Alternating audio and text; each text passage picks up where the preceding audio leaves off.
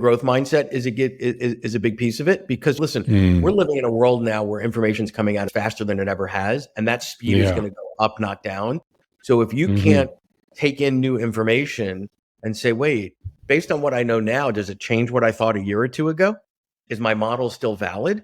Do I need to modify the way I've been presenting thought leadership? Right now, everybody's ChatGPT, AI, et cetera. Okay, that's cool. The real question around that is, how can you use that as a tool as a thought leader to make your work better, not to replace you, but how do you master that tool, or at least have a fundamental understanding of it to help you with your research, to test hypotheses that you have, to test theories that you have.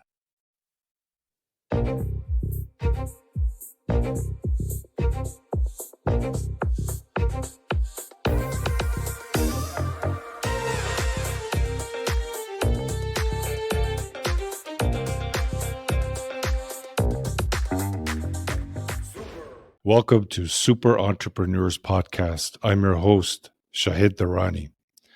Today we have with us Peter Winick. Peter is the founder and CEO of Thought Leadership Leverage, a company that helps thought leaders, authors, consultants, and speakers monetize and scale their content and products. Welcome to our show, Peter. Thanks for having me, Shahid. It's my pleasure. I always like to find out what inspired this movement, how you're helping others achieve their goals. What inspired you to get into this? Yeah, I think there are a lot of different inspiration over the years. One being, it's something I've always loved and been passionate about, thought leadership, but it wasn't always called that. Back when I was starting my career, it was called being a nerd and just reading a lot of stuff and taking in information. Thought leader sounds a little more highfalutin than that. So there's that piece of it. And then there's the entrepreneurial challenge that every thought leader faces, which is, who's my market? What's my business? How do I differentiate from my competition?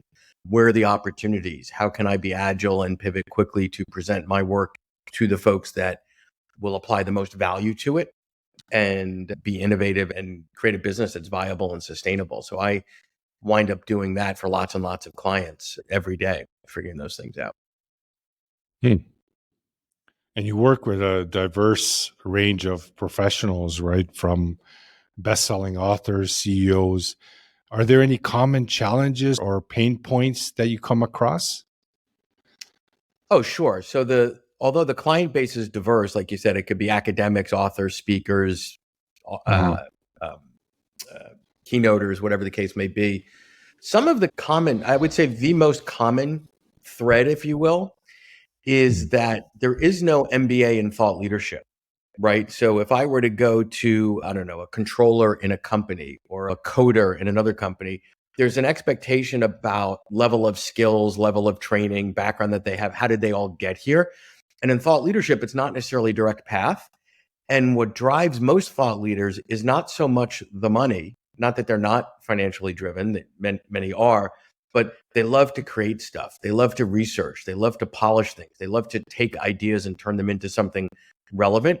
And they spend more time doing that than they do thinking about what's the business opportunity. And I'm talking in generalities here. There's some that both, but for most of the time, it's more that intrinsic motivation. It's more that problem solving. It's more that, I want to polish the idea and do this, that, and the other thing with it, versus a classic or traditional entrepreneur, if there is such a thing, is more market centered. Where's the opportunity? What's the gap in the marketplace? Where can I go in and find my fortune because there's market share to be had here? Yeah. And I feel also is the impact they want to make on people's lives and the legacy they want to leave through this medium. Yeah, I think the impact and the legacy, there's three things in my mind that drive thought leaders. There's income, right? There's ego, and then there's impact. And none of those are right or wrong. It's what the right sort of pie chart of that is for each of them at a moment in time. So some are fortunate to have made or already succeeded in their careers or in business or gone public or been CEOs or whatever. And the thought leadership is really more about passion and impact and legacy. For others, they want the thought leadership that they develop and deploy and curate to be the thing that they make a living with. So they've got to focus on that income early on and then ultimately segue into the impact, because you can't just strictly focus on impact and legacy unless you have a sustainable business or assets that you have where you don't have to worry about the revenue. If you've already made your fortune, then this is a good thing to spend some time with. Can you share how you help with the revenue side if you meet a thought leader that you're considering to bring on as a client? What are the steps? How do you help them? Yeah, so great question. The first thing that we do with every client is develop a strategy. And then we say, why? Everybody wants to go tactical. Everybody wants to know, what can I do on social media? What I want to build an e-learning program. And we say, hold on, time out. We have to build a viable strategy, because most thought leaders either never did that, they're operating from an antiquated one, or they're operating from a broken one. So our first step in the process for any thought leader is, let's get clear and let's develop a strategy. And that's a process that we've developed over 15 years. It takes us about 6 weeks to do. And on the other side of that, without getting into the minutia there, in essence, what they have is clarity.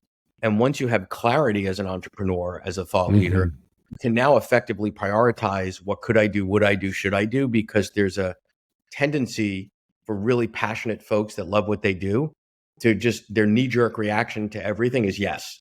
And oftentimes that means they've got far too many plates spinning in the air. They might be fun, they might be engaging, they might be interesting, etc., but they aren't necessarily getting the traction that they need as a business. So a viable strategy identifies who the market is, where the opportunities are, what the product roadmap is, what the business models are. It speaks to the goals of the thought leader, intrinsic, income, exit, all those things. Similar to entrepreneurship, if someone is going into business. Yeah, it's the same thing. So if you and I, Shahid, were to sit around today and say, let's open up a vegan brownie shop in my town. Like, if we just came up with that idea, being entrepreneurs, we'd say, okay, what's our competitive advantage? Are we going to go high end or are we going to go low end? What is the brand going to look like? Is it going to be fun? Is it going to be like, we're going to ask all these questions. What's the competitive marketplace? There's 3 other vegan brownie places in town. Maybe that's a bad idea. Thought leaders typically don't do that, because they don't think of it as, there are competitors. What's my competitive advantage? What is my differentiation? But quite frankly, you must. There's a dime a dozen out there in most subject areas. So do you feel anyone can become a thought leader, or is there some kind of prerequisites? Yeah, it's a good question. I think that many social media platforms and things that you read and stuff make it seem as if anyone can. And I think that's just completely and utterly untrue. Right? Can anyone be brilliant? There's a lot of it going on, especially since COVID, right? Yeah. Yeah. So I don't think that's, for lots of reasons. Can you give us a couple of ones that come to mind? Yeah, I think thought leadership comes from lots of different places. It could come, if you think of it as a continuum, it could come from academia, where people research the heck out of something to the 11th decimal point. It may not actually survive the real world, but at least they've got a solid basis and a solid foundation based on research on why what they believe to be so is so, right? Then you have another end of the continuum where it might come from life experience. Hey, I've been an executive at a company, and this is my perspective on what it takes to build a resilient team based on 30 years of doing it. So I'm going to document that. I think it's really a matter of, is it teachable? Is it true? Is it replicatable? Thought leadership is not charisma, right? So when you think about what are the things that make, for example, a great keynote speaker, a lot of that is energy, theatrics, charisma. What does it take to make a great thought leader? Energy and charisma, and all that's lovely. It's a nice to have. There's nothing wrong with that. We'd all rather listen to someone with some charisma than not, right? But is what you say true? Does it hold up, right? If I tell you these are the 4 things that you need to do in order to build resiliency in your organization, and they work sometimes but not all the time, that's not thought leadership. That's an opinion, right? So the other piece is, how can you break it down into the smallest sort of molecular pieces so that it can be taught, so that it can be used to develop capabilities in individuals, in teams, and at organizations. Can you share some key habits that successful thought leaders have or possess? Yeah, totally. So they're insanely curious about so many different things, not just their lane, part of the biggest challenge is, even though they might be an expert on creativity or innovation, they're really fascinated and curious about so many other things in life, which is great. They are lifelong learners. They're consuming information at a pace like no other. They're reading, they're podcasts, they're constantly taking it in. They're open to possibilities and open to having their thinking questioned. And then the other is they're gritty, they're hardworking, they're not afraid to roll up their sleeves and get it done. Well, how about mindset? That's a major component. Yeah, I think the lifelong learning, the growth mindset is a big piece of it, because listen, we're living in a world now where information's coming at us faster than it ever has, and that speed is going to go up, not down. So if you can't take in new information and say, wait, based on what I know now, does it change what I thought a year or two ago? Is my model still valid? Do I need to modify the way I've been presenting thought leadership? Right now, everybody's ChatGPT, AI, et cetera. Okay, that's cool. The real question around that is, how can you use that as a tool, as a thought leader, to make your work better? Not to replace you, not to all this, but how do you master that tool, or at least have a fundamental understanding of it, to help you with your research, to test hypotheses that you have, to test theories that you have? Great. When it comes to monetization, that's an exciting topic. Where do they go wrong the most? I don't know if I would call it go wrong, or just not have an understanding of where value gets assigned, right? So first off, you have to decide which markets you want to be in. We do not work in the direct-to-consumer market, the B2C market. That's primarily self-help, diet, get rich quick, whatever. A lot of thought leaders want to play there, and I hate the business model for most, like upwards of 95%, because you have an unknown customer acquisition cost, which means you need a massive marketing budget. You have an unknown lifetime value of a client, and you have a massive amount of churn. Those are three variables that just I don't like, right? So the other business models that we focus on is really B2B. So what happens in B2B, unless you've been in B2B or the enterprise side from a sales perspective, you don't know how it works and where they assign value. So you default to, I'm going to write a book and I'm going to sell a lot of books.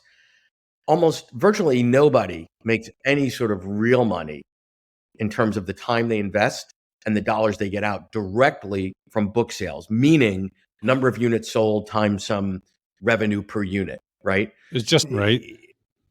Marketing, just to get the name out. Yeah.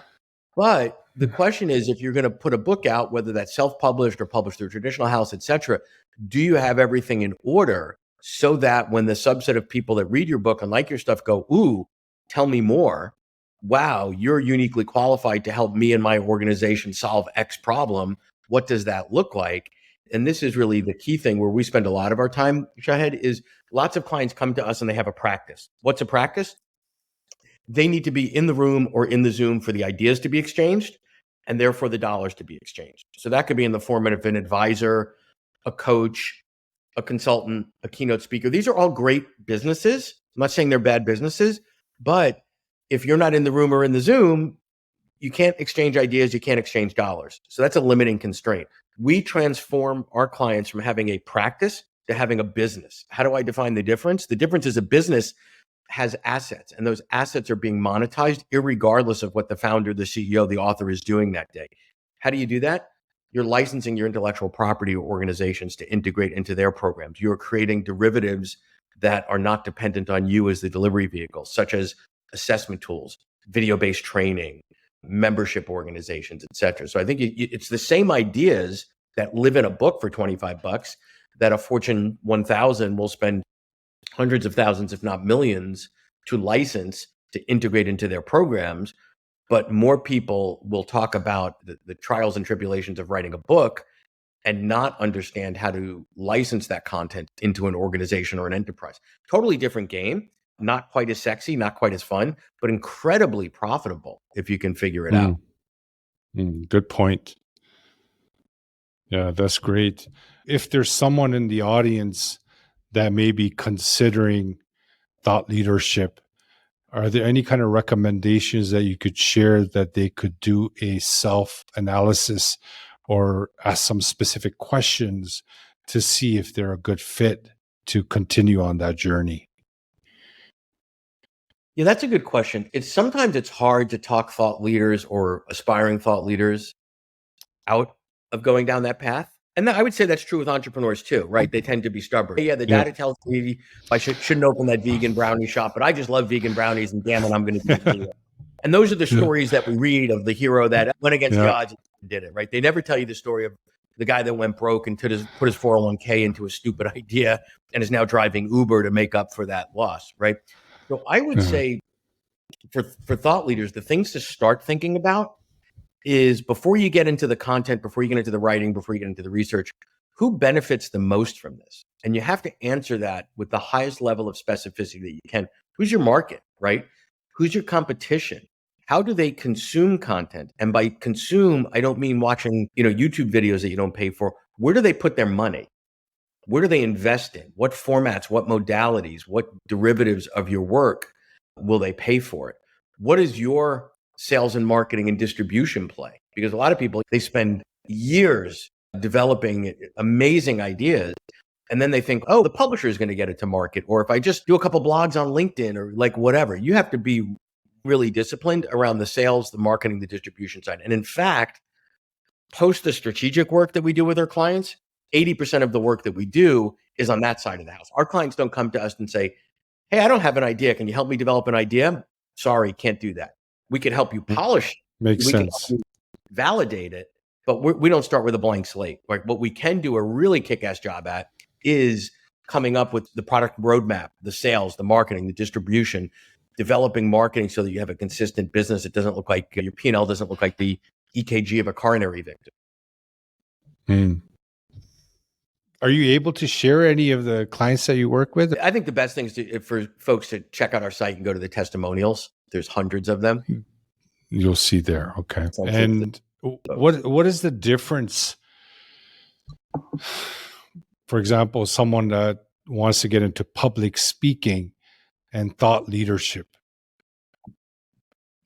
Public speaking is one way that many thought leaders monetize what they do and get the exposure for what they do. So lots of people are attracted to public speaking because it's sexy.